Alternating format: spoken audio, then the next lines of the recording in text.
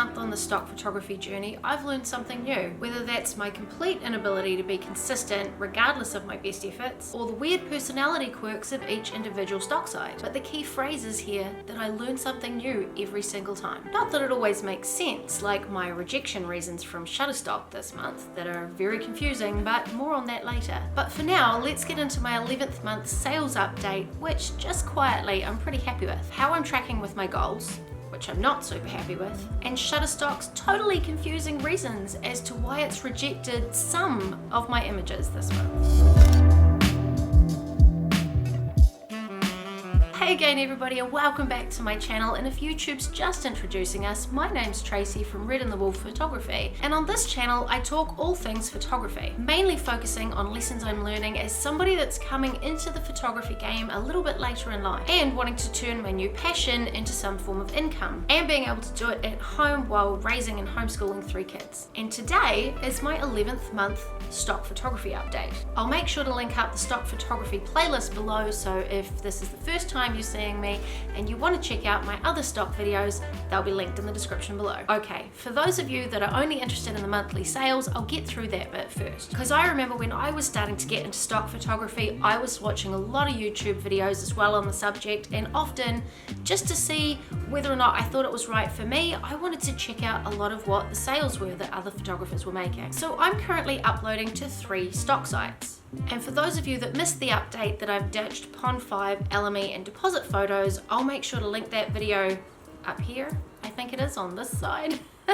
And in the description below. Now I'm actually starting to get a little bit excited because I've been watching my Shutterstock sales slowly ticking up each month, and I don't want to jinx it. And it's not like it's enough for me to retire on, but it is quite heartening. And I'm well aware that in the stock photography world, just like in life, good things take time. So on Shutterstock this month, I sold 7 images and I made a grand total of $1.15 US, which I know doesn't sound like a lot, but just like I've said the whole way through this journey, every 10 cents counts. I'm grateful for all the 10-cent purchases because as my sales go up, my income will go up as well. And I had big plans for a much bigger portfolio by this end of the year, which unfortunately I haven't accomplished. So considering my portfolio size, I'm pretty happy with the sales I've been making. Plus, these are only photos. I haven't even got into the video side of it yet. And it's kind of a little bit of a buzz that out of the millions of stock photos that are available, 8 people this month chose to use my images. So, Shutterstock, I have 260 photos in my portfolio. I sold 7 this month and I made a grand total of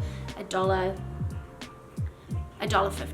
On Adobe, I have 242 images in my portfolio and I sold 1 and I made a total of 91 cents. And my iStock portfolio is currently sitting at 42 with 0 sales and $0 unfortunately. So for all of November, I've made a total of $2.06 across all platforms. Okay, so for any of you that have been watching since the beginning of this series, you'll know I had what I considered to be fairly realistic targets of what I wanted to accomplish this year. I set monthly targets that I thought would achieve my end of year goal, but unfortunately life got in the way of many things this year. And I'm not saying this is a cop-out because I've also started this YouTube channel, I've gained over 7,000 followers, I've got 1,800 watch hours and over 22,000 views, which is slightly mind-blowing. I've also started an email list, I've renovated my website, I haven't quite finished that yet, but it's going well, and I've even uploaded my first couple of products for sale on my website. So it hasn't all been a bust.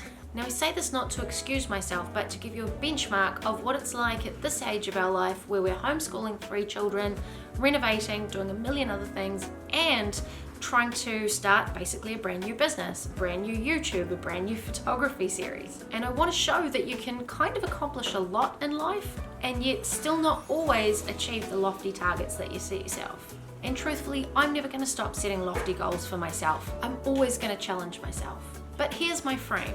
I set 2 different types of goals. I have goals to learn and grow and understand something better, and that only comes from doing it. And then I set myself physical targets, like if I upload X amount of photos per day or week or month, then by the end of the year I should have this size of a portfolio, for example. So targets are more the logistical, tangible things, and goals for me are more, did I learn something? Can I make better decisions next year based on what I learned this year? So with all that said, I'm basically about halfway through March with my targets. And also, just being honest, I've completely lost track of how many photos I've actually uploaded, and at the beginning of the year, my targets were all upload based because they were something that I could keep an eye on and control, and you can't control what actually gets accepted. But I've totally lost track of that. So if I was gonna say where I was at with that, I'm probably mid-April. Anyway, the year's not over yet, and I'm not giving up till the clock strikes 2025. Okay, so this month Shutterstock is really not making sense, and if there's anybody out there that can explain this to me, I'd be really grateful. So on the 18th of November, I uploaded 52 photos that were to do with Black Friday and Cyber Weekend. Of that, 33 of them were the ones with gifts in them, and 19 were the ones with the Scrabble tiles. So 3 days later, Adobe accepted 46 of them, which I thought was pretty good. Of the 6 that were rejected, 4 of them were for intellectual property rights, which I'm guessing were the Scrabble tiles, and 2 of them were for not being high enough quality, so that's fair enough. But I'm also slightly confused why some of the ones with the Scrabble tiles were accepted and some of them weren't. So I tend to find that you get mixed messages from a lot of these platforms as well, and sometimes they let things through and other times they don't. So on to Shutterstock.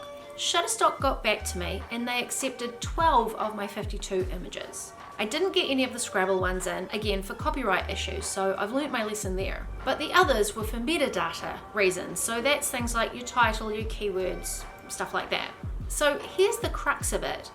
I used the exact same title and keywords for all of the images, all of the gift images.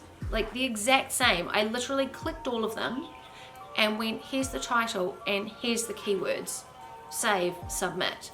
That was it. I didn't go in and individually alter any of them. I did the whole lot all at once, exactly the same. And then Shutterstock came back to me, accepted some of those and rejected others for that metadata reason. So I got in touch with Shutterstock and this is what happened. So this was our basic conversation. Hi, I submitted 52 images all on the topic of Black Friday / Cyber Weekend. Some were rejected because they had Scrabble tiles on them, a lesson I will take moving forward. But I'm curious why my others are being rejected for metadata reasons when I literally named everything and keyworded everything exactly the same. Or was that the reason? I'm just trying to understand so that I don't repeat my mistake. Thanks heaps, Tracy. Now at first, Drew got back to me. He's not a Shutterstock employee so much as a guru sort of within the Shutterstock community, and he's the first point of contact. So Drew said, I wonder if the reviewer has thought that Black Friday is copyrighted. I will forward this on to the Shutterstock team for you and they will be able to explain. So basically this is what Shutterstock said. Thanks for reaching out. We understand why it's important for you to know these things. After checking your content, we noticed that it was rejected for the following reason: metadata commercial requirements, and that they've escalated it to the review team. So I sent back, thanks so much, I really appreciate it. My question was mainly why were some accepted and some weren't with the exact same metadata? Mainly so I do understand in the future. Did I perhaps put too many under the same topic? I was trying to make social media style images with lots of copy space in different ways. I'm still fairly new to stock and I'm super keen to learn more. Thanks for your help. So they got back and said, excellent metadata is a crucial element in ensuring customers can discover your content when searching on Shutterstock. Basically went on to tell me why it was important. Bear in mind that for different images, you are not supposed to use the same metadata. So I was basically using the same metadata for the same style of images. And then they sent me a how to use keywords for best practices. Hope that was answering your query, and that was the end. So I wrote back, this still hasn't quite answered my question. All of my photos were very similar. They were all presents with a Black Friday or Cyber Monday tag on them, with the idea of sorting out your Christmas gifts over the sales weekend. So they were all similar, but I had taken slightly different angles and distance and colors that could be used in a variety of ways on social media. So they were all similar enough that they all had the same keywords. So basically, sorry to be a pain, but can you please give me a proper answer? So they said, we involved our review team to further assist us with the clarification requested. And then, thank you for your patience. We have received a reply from the review department. They have reviewed the content and agree with the rejection. The clips have been rejected for metadata commercial requirements because, as per the metadata requirements, keywords must be relevant and applicable to the content. Several irrelevant keywords such as adventure, bite, dive, Bible, Jesus, wisdom, and others were used and should be removed before resubmitting. Keep that in mind. The approved clips, however, have no issues with the keywords. So, keep that in mind because apparently the approved ones had the right keywords, but they just said that I personally used adventure, bite, dive, Bible, Jesus, wisdom, and others. So I wrote back to another person. I really appreciate you guys getting back to me, but I'm still really confused. I submitted 52 images. All of them had the exact same metadata from my end. I didn't include any of the keywords you mentioned. Please see a screenshot of the rejected ones and you can see that I have none of the words you've said that I used. I understand with the Scrabble tiles for intellectual property rights, but not the gift images. Sorry, I'm not trying to be difficult, simply to understand. I want to make sure I don't repeat the mistake, but I still don't understand the mistake I made. So I sent them the attachment, and then the same person got back to me again. Thanks for reaching back. Let me clarify. The keywords mentioned were only a few examples. There are others you cannot use. Please keep in mind that if the keyword does not directly describe what is in the image, reviewers can reject them as unnecessary. So you can see up on the screen the keywords that I used, half of which were actually suggested by Shutterstock themselves. So in the end, I just said, thanks for all of your help with this. And then basically they said, you're welcome and thank you for your continued loyalty and we're going to send you a survey. In the end, I didn't want to poke the bear because I actually really enjoy being a Shutterstock contributor. But I'm still totally confused that if I had the exact same metadata for all of them, why some were rejected and some were accepted. If they'd given me the reason of, oh, you've put too many in that kind of look the same, so we're only going to take some of them, that would totally make sense. But this reply just made no sense to me. So if anybody out there can clarify this for me, that would be really good because my poor mathematical brain is not comprehending this. Because truthfully, I genuinely want to understand because I enjoy being a stock photographer and I'd like to understand it better so that I don't make the same mistake in the future. So if you have the answer, please let me know in the comments.